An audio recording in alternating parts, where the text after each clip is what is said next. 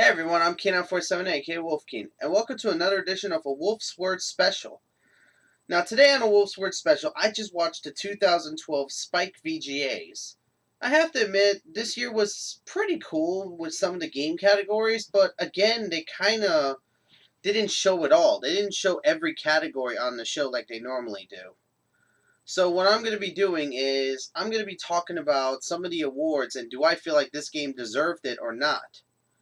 So, I wrote down a list on my computer right over here of games that were nominated. So here we go. Here was one of the first categories they started with. Best Shooter. So in the Best Shooter category, hang on a second. Let me go click it on the... Yeah, I got to click it here. I have my mouse right here. So Best Shooter went to Borderlands 2. The nominees were Black Ops 2, Halo 4, Max Payne 3, or Borderlands 2, with Borderlands 2 taking it. I don't know how Borderlands 2 beat Call of Duty, but to be honest, I'm not surprised because a lot of people consider Call of Duty Black Ops 2 to be a bit lighter than the other Call of Duty games. I'm not sure because I haven't played it yet, but Borderlands 2 I think definitely deserves that title. It's definitely one of the best shooters I've played. It also won Best Multiplayer Game. Now, that's debatable, because Call of Duty has a more standing multiplayer, same with Halo 4. All Borderlands 2 has is a co-op, but I could be wrong since I haven't played the game yet. So, don't take my word for it. So, let me click the next one. The next one that I saw was Best Action Adventure Game. So, let me go over to Best Action... You know, I'm just going to say the winners. I'm not going to get into it too much. The Best Action Adventure Game went to Dishonored.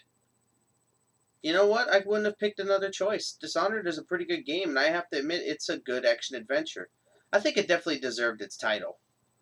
So the next title that they wanted... They also showed some world premieres. They showed a world premiere for The Last of Us, which was pretty impressive. It was like, you know, some cutscenes again. Not a lot of gameplay, unfortunately. I wish they would show more gameplay.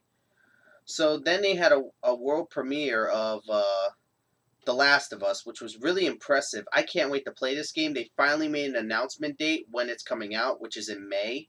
So in May, I'm definitely going to pick that game up. Another game they did a trailer for was BioShock Infinite, actually showing some gameplay for once instead of just showing us a tech demo, which I think was a smart move on the developer's part because we're all still waiting for BioShock Infinite. And the gameplay looks pretty promising with the, you know, how you could transfer from these gliding situations, like go to one gliding situation, do like a drive-by sort of thing, and then go on to another one and, you know, just jump down on them, like jump down, push people off ledges and stuff like that. Another world premiere that I know a lot of people were wondering about, Dark Souls 2. Yes, they've announced a Dark Souls 2. To be honest, they started off with this crazy opening. I don't know much about it. They didn't really show much about the story, but they showed they had good visuals, and there was going to be a lot to worry about. Human enemies as well, as they showed. Some kind of cult. And they also showed a dragon being involved. That almost looks like Calamite from the DLC. All in all, I can't wait to play Dark Souls 2. I really want to play that game. Now, I know I haven't even talked about who was the host. They had Samuel L. Jackson as the host. Not gonna lie, I kind of like that choice. I mean, I would have preferred Jack Black or someone like that, but Samuel L. Jackson is the person for this kind of stuff. He is the kind of person who will walk into a room and shit up, which is what he does in this new mode that he created for the show itself, where he parodies himself inside different games. He parodies himself in Halo. He parodies himself in Black Ops. He parodied himself in Dishonored. Like, he did all these games that he parodied himself in. Parodied. You get the point. So the next game title that I saw an award for was Best Indie Game, which went to Journey. But Journey also took Best Original Score, Best PS3 Game. I haven't played Journey, so I can't say much about Journey's behalf, but I think it's definitely better than what they chose to pick for Best PS3 Game. In Best PS3 Game, they were all cross-platformers. So for Journey to win, which was the only exclusive, thank you. Next up, they had Character of the Year, and boy, was it a fight. As a matter of fact, let me go to the page right now so I can tell you what were the category, who were the nominees. We had Raul Menendez, which is from Black Ops 2. I haven't seen him much because I haven't played Black Ops 2 yet. Master Chief from Halo 4. Self-explanatory.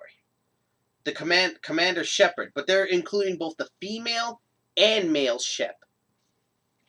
Good choice. Connor. And then finally, Claptrap. Okay, I like Claptrap. So you know who they picked to win? Claptrap. I'm happy they picked someone that a lot of people like. Claptrap in Borderlands 2 is funny as hell, and he's really fun to listen to. His speech pattern is really fun. I haven't played Borderlands 2, but I've seen enough gameplay to know that I love Claptrap. And I'm glad that he won Character of the Year. So here was a real controversial subject. Let me check the time on my camera. Only about 6 minutes, which isn't bad. So here was another controversial subject. Game of the Decade. Now, I don't know if they have this on the... I'm going to check the website real quick. I'm going to check the VGA website and check if they have that subject on the thing.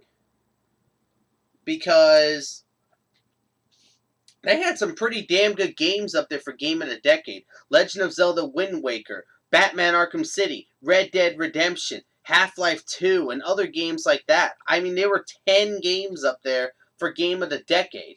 I was thinking either Arkham City or maybe Wind Waker were going to win it. Because, let's face it, Arkham City is considered one of the best games of all time. I don't know why Skyrim didn't end up there. I guess it wasn't voted upon, but I was hoping either Red Dead or Arkham City would win. And guess what game won? Half-Life 2. What? You're saying this. This is what they're saying. They're saying Half-Life 2 is better than Red Dead Redemption. Is better than Arkham City. Is better than Wind Waker. Is better than half these games that have been nominated for Game of the Decade. Bullshit! I say bull. Half-Life 2 is by far one of the most overrated games of all time. I mean, people put that game on a pedestal and defend it like, this is the best game of all time. It has the best story. It has the best characters. It has the best guns. It has the best shooting. It has the best everything. No one can knock it off. No, it's not. No. Arkham City is better than this game. Red Dead Redemption is better than this game. Red Dead Redemption has a better main character. I don't care how many people defend Gordon Freeman. He is a blank shell. I watched Josh Scorcher's top 10 overrated games, and I agree with every little statement he said about Half-Life 2.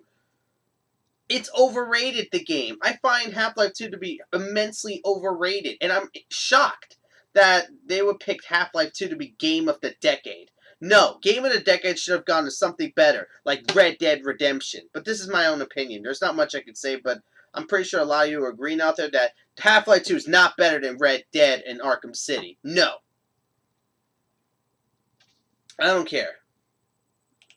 So finally, we have Game of the Year. And oh, was it a tough one. I'm going to the website again to check out what were the nominees. For Game of the Year, it was Assassin's Creed 3, Dishonored. I can understand that. Dishonored's a good game. Journey. An indie game? Mass Effect 3. And The Walking Dead. I'm pretty sure you all know which one Game of the Year. The Walking Dead. I mean, oh my god. I am so happy that The Walking Dead won Game of the Year. The reason why I won Game of the Year is because the storytelling. It's so good. I've never played a game where the storytelling was so good. You connect with all of the characters in the game, and you actually feel for them when they're struggling. When you see a character struggling, you feel like their struggle is your struggle. You feel for these characters.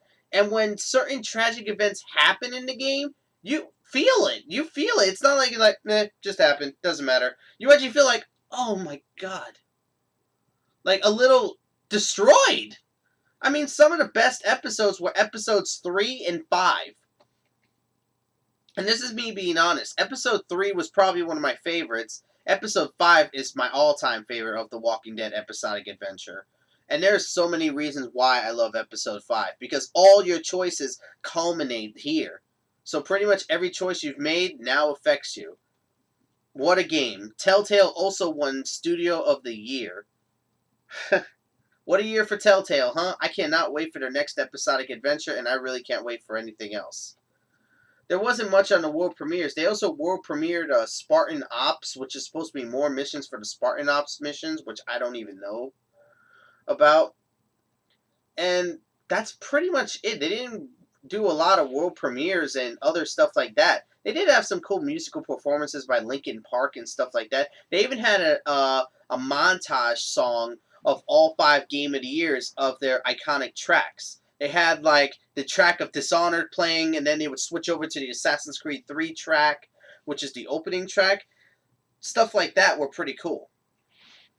And of course, I love the parodies of Samuel L. Jackson being in video games. He was in Minecraft, he was in Halo, he was in Call of Duty, he was in Dishonored. He was in a lot of games that they parodied him in, calling it the Samuel L. Jackson difficulty. Oh, we love this guy. We love Samuel L. Jackson. So not much else for me to say. I'm not disappointed with the VGAs at all. As a matter of fact, I'm pretty good about them. They didn't do a lot of this time around. Besides the game of the decade, which is bull.